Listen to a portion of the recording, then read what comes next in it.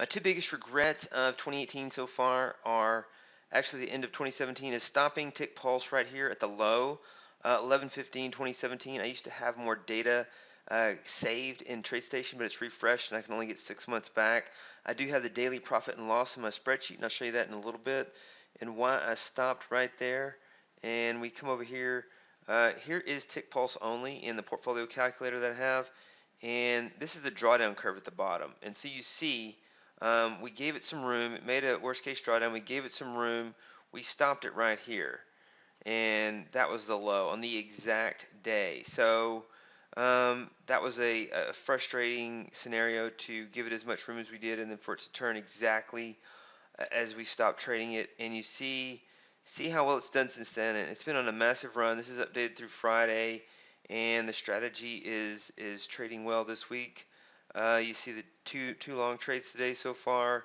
Yesterday had a long trade, and Tuesday it had a short trade. So one thing about Tick Pulse is that sometimes the trades change, and so for whatever reason, I can't figure out why.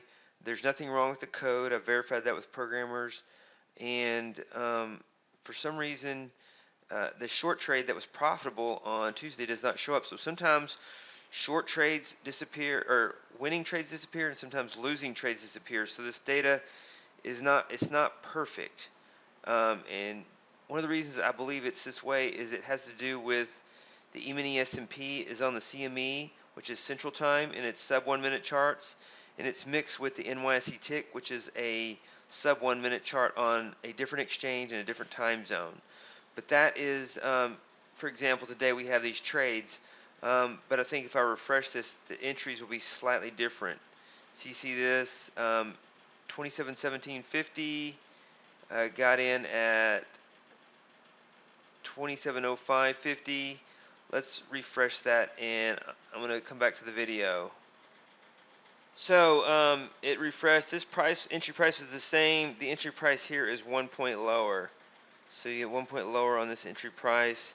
So sometimes these change, and that's the nuance with Tick Pulse, is you could get slightly different results. I don't have that scenario with other strategies where when you refresh it, the signals change, but all of my other strategies are greater than 1 minute charts. But for some reason, you will get that on Tick Pulse sometimes, and so your results will be not exact.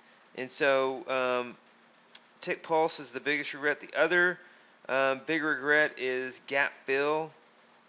This strategy has gone 25 of 27 this year, and you see that we could have done better in some cases with bigger profit targets. This is with slippage and commission. So was Tick Pulse. So add 25 to that, and that's the average trade profit. Here's the drawdown. Really incredible results. I've not had many strategies perform this well, this consistently at a sample. And this is in the book 7 Trading Systems for the S&P Futures, published in 2010. Exact same code from 2010, and the walk forward is doing great. You can get that here on the website, and it works in all platforms. So that's 7 Trading Systems for the S&P Futures. And that is the update, two biggest regrets of 2018 so far.